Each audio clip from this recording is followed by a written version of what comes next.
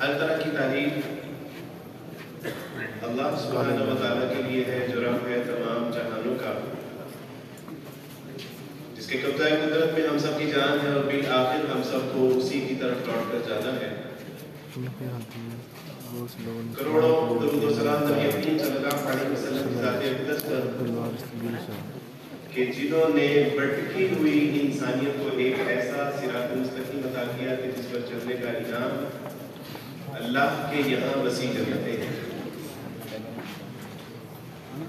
میرے لیے سعادت کی بات ہے کہ میں قوم کے ایک ایسے طبقے کے سامنے بات کرنے جا رہا ہوں کہ جنہوں نے کل کو قوم ملت کی قیادت اور سیادت کو سنبھالنا ہے، اور میں پورے وثوق کے ساتھ یہ بات کہنا چاہتا ہوں کہ آج سے ٹھیک 5، 8 یا 10 سال کے بعد آپ میں سے اکثر لوگ یہاں پر لیڈرشپ پوائنٹ آف ویو سے، سیاست کے حوالے سے یا مذہبی رہنمائی کے حوالے سے یہاں پہ کھڑے ہوں گے، اور میں وہاں پر بیٹھ کے آپ کی بات سن رہا ہوں۔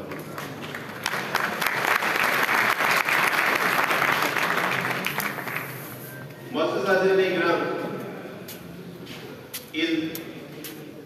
کسی بھی قوم، ملک، ملت اور امتوں کے لیے ایک زیور کا مقام رکھتا ہے، اور اسلام اللہ سبحانہ و تعالیٰ کی توفیق سے اپنے سابقہ مذہب عیسائیت، یہودیت، سکھ ازم، بدھائزم، ہندوازم کا مطالعہ کرنے کے بعد میں اس بات کو پورے وثوق اور دعوے کے ساتھ کہہ سکتا ہوں کہ اسلام وہ واحد مذہب ہے کہ جو نہ صرف تعلیم حاصل کرنے کی تاکید کرتا ہے بلکہ اس کی ترغیب بھی دیتا ہے۔ نبی کریم صلی اللہ علیہ وسلم کے اوپر جو پہلی وحی نازل ہوئی، اقرأ بسم ربک الذی خلق، یہ واحد مذہب اسلام ہے کہ جس کے اندر یہ تعلیم، اسلام کا آغاز، اس کے مورز اقرا سے شروع ہوتے ہیں۔ امام قرطبی رحمۃ اللہ علیہ فرماتے ہیں کہ اگر رسول اللہ صلی اللہ علیہ وسلم کی تعلیمات کو دیکھا جائے اور جس طرح اس میں تعلیم و تربیت کے شوق اور ذوق کے حوالے سے اللہ نے رسول اللہ صلی اللہ علیہ وسلم کو یہ حکم دیا کہ قل ربی زدنی علما، اے نبی کریم صلی اللہ علیہ وسلم آپ فرمائیے کہ اللہ میرے علم میں اضافہ فرمائیے، اور پھر امام قرطبی رحمۃ اللہ علیہ فرماتے ہیں کہ اگر اللہ کے یہاں علم سے بہتر کوئی چیز ہوتی تو رسول اللہ صلی اللہ علیہ وسلم کو اس میں اضافے کی دعا بھی تلقین کی۔ رسول اللہ صلی اللہ علیہ وسلم محض اس کی ترغیب نہیں بلکہ فضیلت بھی بیان کی۔ رسول اللہ صلی اللہ علیہ وسلم نے اس کی اہمیت پر زور دیتے ہوئے کہا کہ طلب العلم فریضۃ علی کل مسلم، علم حاصل کرنا ہر مسلمان مرد اور عورت کے اوپر لازم ہے، ملزوم ہے۔ علم سے ہوتا کیا ہے؟ علم سے ہوتا یہ ہے کہ علم آپ کو خود شناسی میں معاون ہوتا ہے، اور جب خود شناسی آتی ہے تو خود شناسی سے پھر خدا شناسی آتی ہے۔ آج ہم اسکول اور یونیورسٹیوں میں علم تو پڑھ رہے ہیں لیکن آداب علم جو ہے اس سے محروم ہے۔ اسی وجہ سے آج ہماری یوتھ خود شناسی سے محروم ہے، اور خود شناسی سے آگے والا مرحلہ خدا شناسی، اس سے بھی وہ محروم ہوئی۔ اور اقبال سے میں نے پوچھا کہ اقبال جب انسان خود شناسی اور خدا شناسی کے مراحل میں مبتلا ہوتا ہے تو کیا ہوتا ہے؟ تو اقبال کہتے ہیں کہ جب عشق سکھاتا ہے آداب خود آگاہی، کھلتے ہیں غلاموں پہ اسرار شہنشاہ۔ یہ علم کرتا ہے کہ جب انسان حقیقی علم حاصل کرتا ہے تو اس کے اوپر نہ صرف اپنے اسرار و رموز کھلتے ہیں بلکہ اللہ سبحانہ و تعالیٰ کی معرفت اور عرفان کے چشمے بھی اس کے اوپر پھوٹنا شروع ہو جاتے ہیں۔ اور اس کے بعد پھر کیا ہوتا ہے؟ اس کے بعد پھر یہ ہوتا ہے کہ جب انسان کے اوپر اللہ سبحانہ و تعالیٰ خود شناسی اور خدا شناسی کے دروازے کھولتا ہے تو پھر اس کی زندگی بے مقصد زندگی نہیں ہوتی، پھر وہ ایک با مقصد زندگی گزارتا ہے جس کے بارے میں ارسطو کہتے ہیں کہ how is this possible کہ جس اللہ نے انسان کو کروڑوں سال کولڈ اسٹوریج میں اس کی ارواح کو رکھا ہو، how is this possible کہ دنیا میں وہ آئے اور وہ کہے کہ میں تو پرپس لیس لائف گزارتا ہوں۔ یا وہ کہے کہ میری زندگی کا کوئی مقصد نہیں. امام مالک کہتے ہیں کہ انسان کی دو پیدائشیں ہیں. ایک تب پیدا ہوتا ہے جب وہ والدین کے گھر میں پیدا ہوتا ہے، اور دوسری پیدائش اس کی اس وقت ہوتی ہے جب اس کو پتا چلتا ہے کہ what is the purpose of my life. آج اکثر اسکول، کالج، یونیورسٹیوں میں ہمیں یہ تو پڑھایا جا رہا ہے، ہمیں اکنامکس پڑھائی جا رہی ہے، میتھ پڑھایا جا رہا ہے، سائنس پڑھائی جا رہا ہے، بایولوجی پڑھائی جا رہی ہے، فزکس پڑھائی جا رہی ہے، لیکن یہ بتایا نہیں جا رہا کہ what is the purpose of your life. تمہاری زندگی کا مقصد کیا ہے؟ تم کیا کرنے کے لیے یہاں پہ آئے ہو؟ اور تم جہاں جاؤ گے، اقبال کہتے ہیں کہ میں درد مندوں سے کیا پوچھوں کہ میری ابتدا کیا ہے، میں تو اس فکر میں رہتا ہوں کہ میری انتہا کیا ہے. آج اصل میں جہاں پر یوتھ کے جاب کے مسائل ہیں، نکاح کے مسائل ہیں، معاشرتی اور سماجی مسائل ہیں، وہاں سب سے بڑا مسئلہ اس کا یہ ہے کہ یہ جانتا نہیں ہے کہ اس کی ڈائریکشن کیا ہے، اس کی زندگی کا مقصد کیا ہے، اس کو اس دنیا میں بھیجا کیوں ہے. یہ سمجھتا ہے کہ کھانا پینا، رونا دھونا اور ختم نہیں. یہ تو اللہ کے ایک منصوبے کے تحت اس کائنات میں بھیجا گیا ہے. اور وہ کیا ہے کہ جب اگر ہم کہتے ہیں کہ ہم شعور رکھتے ہیں اور ہم باشعور ہیں، تو پھر شعور کا تقاضا سمجھ لیں کہ انسان کی زندگی کے دروازے پہ جب شعور دستک دیتا ہے تو سب سے پہلا وہ سوال یہ کرتا ہے کہ یو کیم فرام ویئر، کہاں سے آئے ہو، what are you doing here and there, یہاں کر کیا رہے ہو، اور تمہارے یہاں سے جانے کے بعد ہوگا کیا. یہ شعور کی سب سے بنیادی علامات ہے کہ اگر ہم کہتے ہیں کہ ہم باشعور ہیں تو پھر زندگی میں یہ تین سوال اگر ہم سے ہمارا ضمیر نہیں پوچھ رہا تو اس کا مطلب ہے کہ ابھی ہم باشعور نہیں ہیں، ابھی ہم شعور کی اس دہلیز تک پہنچے ہی نہیں ہیں. اللہ سبحانہ و تعالیٰ جزائے کثیر عطا فرمائے محسنین والوں کو کہ انہوں نے انہی امراض و مقاصد کے تحت یہ کہ اپنی یوتھ کو بتا سکیں یہ مسافر تو ہیں، یہ سفر تو کر رہے ہیں، ہر دن رات صبح شام ہر لحظہ کے محو سفر ہیں، لیکن ان کو پتہ نہیں ہے کہ ہماری منزل کیا ہے. یہ ایسے مسافر ہیں کہ جن کی کوئی منزل نہیں ہے. اور امام مالک رحمہ اللہ فرماتے ہیں کہ انسان کی دو پیدائشیں ہیں، تو ایک پیدائش تو ہماری اس دنیا میں ہو چکی، لیکن دوسری پیدائش اس کے لیے اللہ سبحانہ و تعالیٰ نے آپ کے لیے آسانیاں پیدا فرمائی مختلف پلیٹ فارمز کے ذریعے.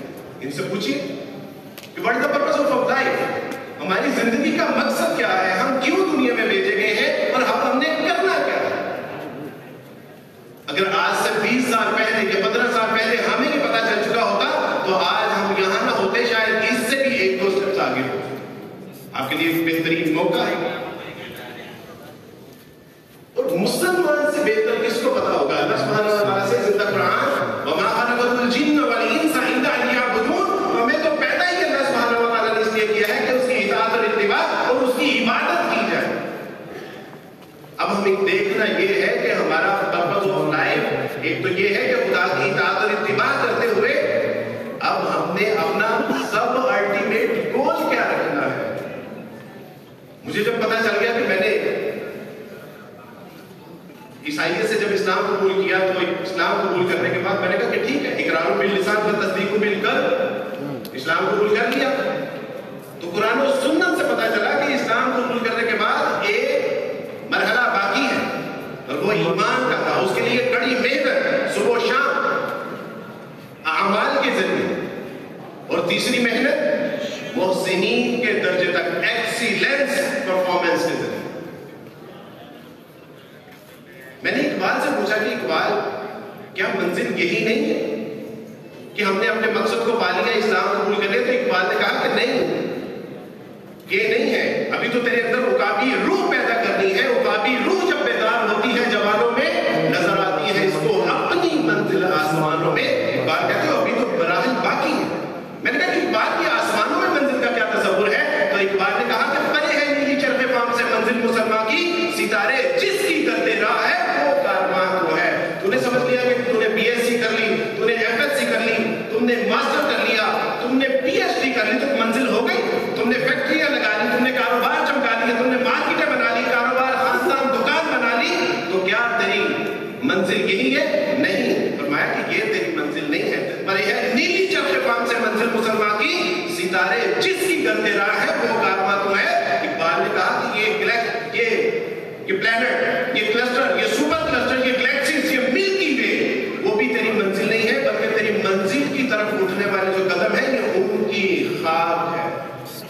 ستارے جو ہیں یہ دلیل قدموں سے اٹھنے والی خاک کے ذرات ہیں.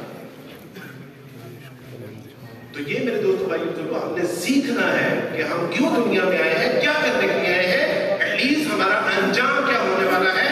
آخری بات کر کے وہ یہ کہ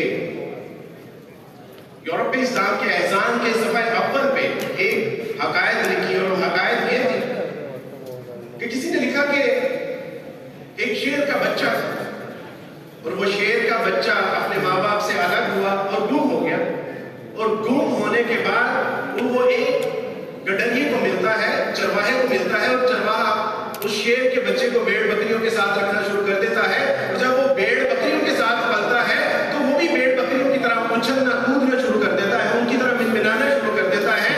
اسی طرح وہ بڑا ہو جاتا ہے. ایک بار ایک لومڑی نے اس کو کہا کہ تمہیں پتا ہے کہ تم you are not a lamb, you are a lion. اس نے کہا you can say, تم کیسے کہہ سکتے کہ میں ایک شیر کا بچہ ہوں, میں لیم نہیں ہوں. تو اس نے کہا کہ ذرا چشمے میں اپنے چہرے کو دیکھو. جب اس نے اپنی جب دیکھی, اپنے دان دیکھو, اس نے کہا ذرا اپنی آواز نکالا. جب اس نے اپنی آواز کو نکالا تو تب اس کو ریئلائز ہوا کہ وہ I am not a lamb, I am a lion. میرے دوستو بھائیو بزرگوں, کسی وقت قرآن و سنت کے چشمے میں اپنے چہرے کو دیکھیے گا.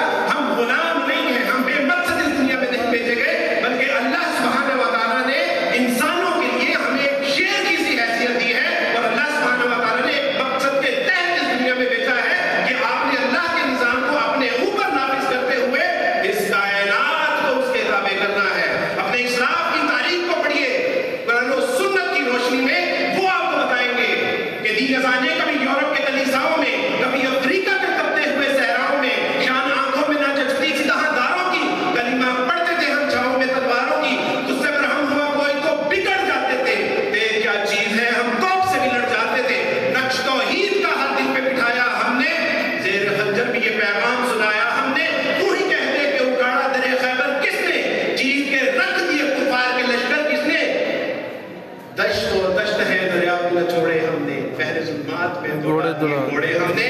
جب قرآن و سنت کے چشمے میں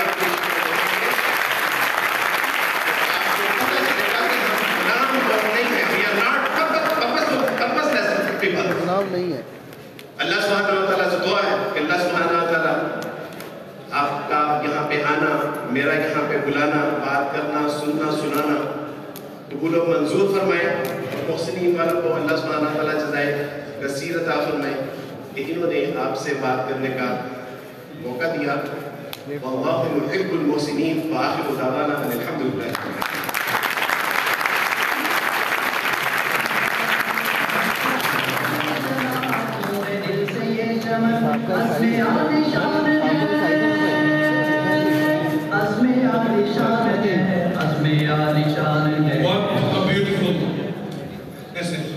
Amazing. Give it up for Mr. Dulwar Gill again.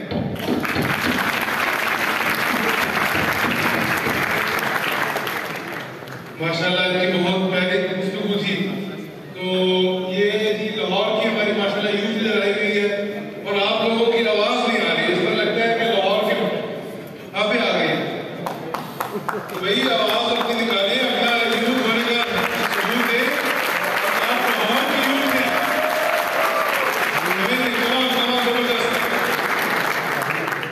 ہمارے جو مین اسپیکرز ہیں, قاسم علی شاہ صاحب, عمران ریاض صاحب, وہ آئے ہوئے ہیں, بیٹھے ہوئے ہیں, اور انشاءاللہ وہ اپنے ٹائم پہ آئیں گے اور آ کے آپ سے خطاب فرمائیں گے. اب میں اپنے محسن جو ہمارے ایک ٹیم کے ممبر ہیں سفیان صاحب, ان کو میں انوائٹ کرتا ہوں کہ وہ آئیں اور آ کے وہ اپنے نیکسٹ اسپیکر کو انوائٹ کریں.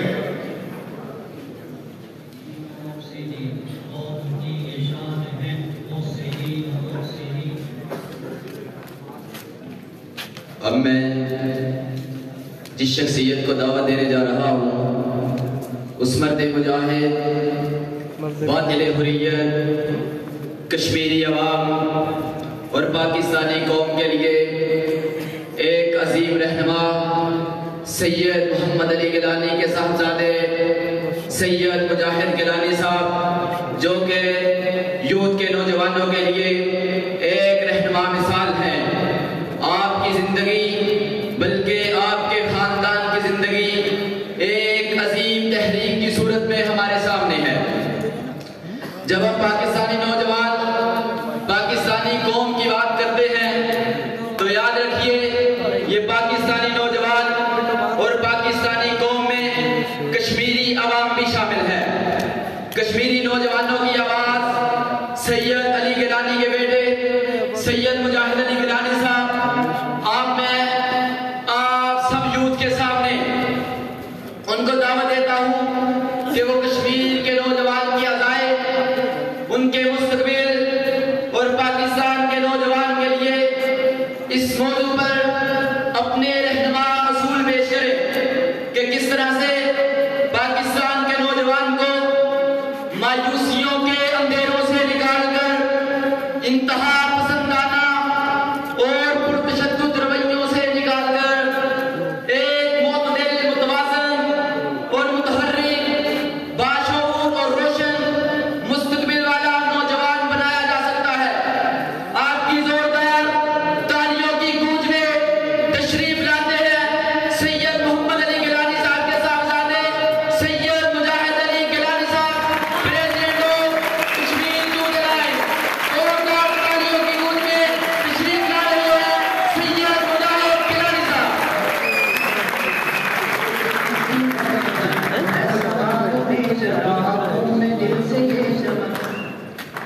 بسم اللہ الرحمن الرحیم۔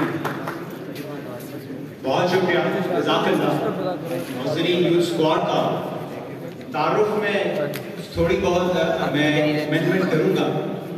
میرا تعلق سید علی گیلانی کے خانوادے سے ہے اور میری عمر اتنی نہیں ہے کہ میں ان کا بیٹا ہو سکوں، میں ان کے پوتے کے درجے پہ ہوں، لیکن میرا خاندان فقط سید علی گیلانی کے تعارف سے مکمل نہیں ہوتا۔ میں بھانجا ہوں سیدہ آسیہ اندرابی کا، جو چیئرپرسن ہے دختران ملت کی، ایک ایسی خاتون آہن جو اس وقت نیو دہلی کی تہاڑ جیل میں مقید ہے۔ ایک خاتون ہونے کے باوجود وہ ہندوستان کی راجدھانی اور اس کے مرکزی جیل کے اندر قید ہے۔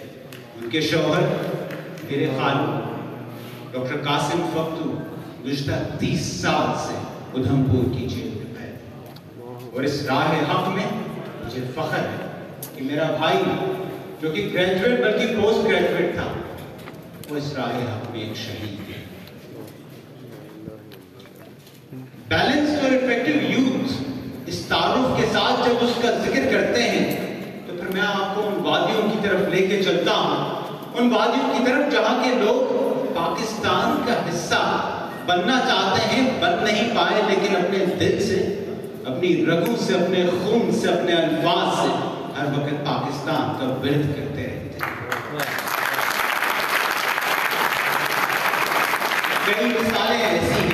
کئی مثالیں ایسی ہیں جو آپ کو یہ تدارک دے سکتی ہیں، آپ کو یہ ادراک کرا سکتی ہیں کہ ایک بیلنسڈ اور افیکٹو یوتھ مقبوضہ جموں و کشمیر میں کیسی ہوتی ہے۔ اور وہ مثالیں میرے پاس کہیں عمر عبداللہ کی، کہیں محبوبہ مفتی کے بچوں کی نہیں ہیں، وہ مثالیں میرے پاس برہان مظفر بانی، منان بشیر بانی یا پھر اشرف خان صحرائی صاحب کے بیٹے۔ وہ مثالیں ہیں جن لوگوں نے، جن بچوں نے آپ کے لوگوں کی عمروں کے اندر، جنہوں نے 20 سال 25 سال یا حد ہو گئی تو 30 سال سے زائد کی بہاریں نہیں دیکھی، انہوں نے وہاں پر اپنی جانوں کے ساتھ ایک بیلنسڈ اور افیکٹو سوسائٹی بنائی۔ یہ وہی نوجوانان ہیں جو شاید اس وقت کسی کرکٹ ٹیم کا حصہ ہوتے، جو شاید اس وقت ہاکی یا فٹ بال کھیل رہے ہوتے، یا شاید کسی مال کے باہر کھڑے ہوئے ہوتے، لیکن نہیں، ایک ایسی جانورانہ، آمرانہ اور ایسی ہاسٹائل انوائرمنٹ کے اندر ایک نوجوان کو کیا کرنا چاہے۔ ایک نوجوان اگر بندوق اٹھاتا ہے تب بھی وہ معتدل ہوتا ہے، ایک نوجوان اگر قلم کی طاقت سے اپنی آزادی مانگتا ہے تب بھی وہ معتدل ہوتا ہے۔ مقبوضہ جموں و کشمیر کے اندر اگر برہان مظفر بانی 21 سالہ نوجوان اگر اپنی جان آفری کے صرف برہان مظفر وانی نہیں بلکہ منان بشیر وانی کی بھی مثال ہے. ایک پی ایچ ڈی اسکالر ہے, یونیورسٹی میں زیر تعلیم ہے, بلکہ پی ایچ ڈی کر رہا ہے. آخر اسے کیا ضرورت پڑی؟ تو خاموشی کے ساتھ اعتدال پسندی سے اپنی پڑھائیاں, اپنی کتابیں کھول کے شاید پی ایچ ڈی کے بعد کہیں باہر کا آسمان سفر کر لیتا, لیکن اس نے بندوق اٹھائی, اور اس بندوق کو اٹھانے کے باوجود بھی وہ معتدل ہے. شاید دنیا کی نظر میں وہ معتدل نہ ہو, شاید دنیا اس کو دہشت گرد اور ایکسٹریمسٹ کہہ سکتی ہو, لیکن مقبوضہ جموں و کشمیر میں رہنے والا ہر نوجوان اپنے اعتدال کی شروعات لا الہ الا اللہ سے کرتا ہے. اس لا الہ الا اللہ سے کرتا ہے. پھر بتاوا تمام کشمیری یہ کہتے ہیں کہ پاکستان کا مطلب کیا؟ لا الہ الا اللہ. کشمیری ان سے رشتہ کیا؟ لا الہ الا اللہ. اس آزادی کی حقیقت کیا؟ لا الہ الا اللہ. یہ ایک معتدل, ایک بیلنسڈ اور افیکٹو سوسائٹی ہے جس کی شروعات لا الہ الا اللہ محمد الرسول اللہ سے ہوتی ہے, اور مقبوضہ جموں و کشمیر کے تعلق سے ہماری شہادت ہے.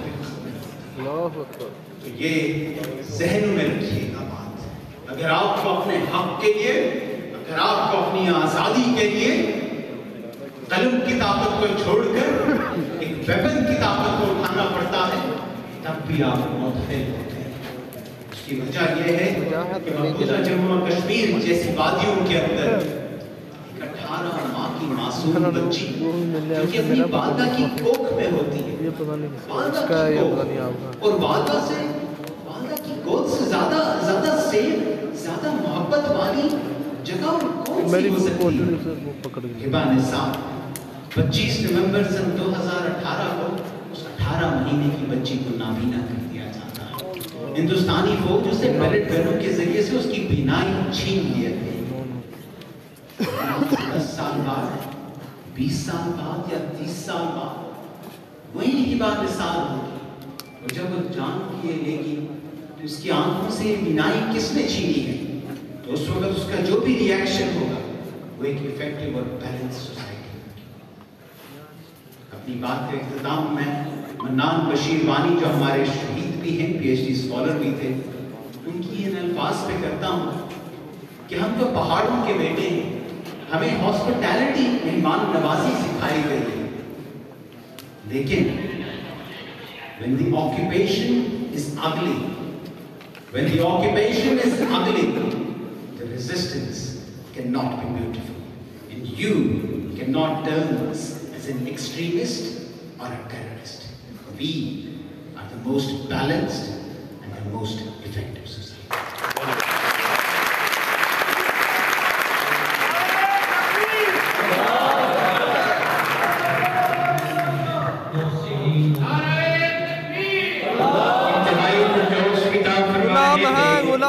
سید مجاہد گیلانی, صدر یوتھ الائنس کشمیر.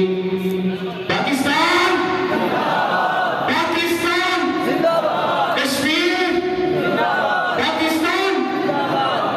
اب میں ملا کر کی دعوت دیتا ہوں مشہور نعت خواں اور افضال صدیقی صاحب, ان کے بیٹے جناب محترم بردر حسن افضال صدیقی, وہ تشریف لائیں اور اپنی خوبصورت آواز میں حمد و نعت پیش کریں. جناب محترم حسن افضال